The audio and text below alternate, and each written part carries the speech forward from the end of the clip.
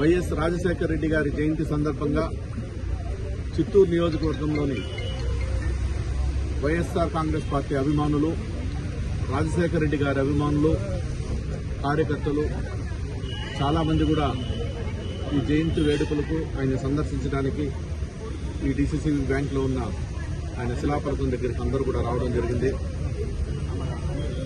ఆయన భౌతికంగా మనందరి మధ్యలో లేకపోయినా అందరి మనసులో శాశ్వతంగా దైవ సమానంగా నిలిచిన వ్యక్తి రాష్ట్రంలో ఎవరైనా ఉన్నారంటే రామారావు, రాజశేఖర రెడ్డి గారు, వీళ్ళిద్దరే అని కూడా నేను మీకు మీడియా ద్వారా తెలియజేసుకుంటున్నాను. ఎందుకంటే ఆయన చిరస్మరణీయుడి కిందనే స్మరించుకుంటారు అందరూ కూడా. కాబట్టి ఆయన జయంతిని, వర్ధంతిని ఒక పండగలాగా జరుపుకునే ఆనవాయితీ వైఎస్ఆర్ కాంగ్రెస్ పార్టీకి మొదటి నుంచి ఉంది. కాబట్టి దాంట్లో భాగంగా ఈరోజు కూడా గొప్పగా జరుపుకుంటున్నాం.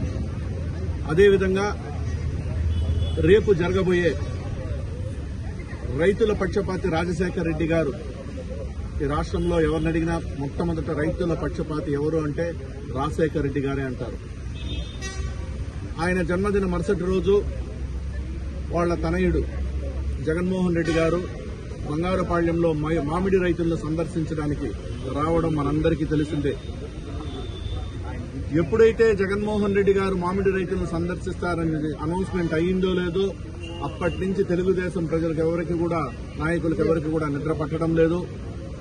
మన రైతు శాఖ మంత్రి, వ్యవసాయ శాఖ మంత్రి వెంటనే ఇప్పుడు ఢిల్లీకి కూడా పయనించడం మనందరం నిన్నటి రోజు చూసాం.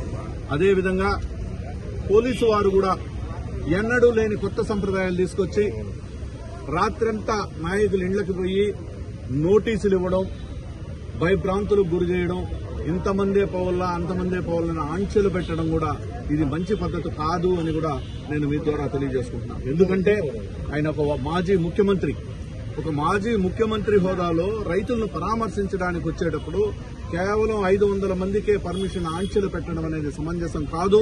కాబట్టి పోలీసు వారు కూడా దీన్ని, ఈ ఆంక్షలను పెట్టడం ఉపసంహరించుకోవాలని మీ ద్వారా వాళ్ళకు కూడా నేను కోరుకుంటా ఉన్నాను.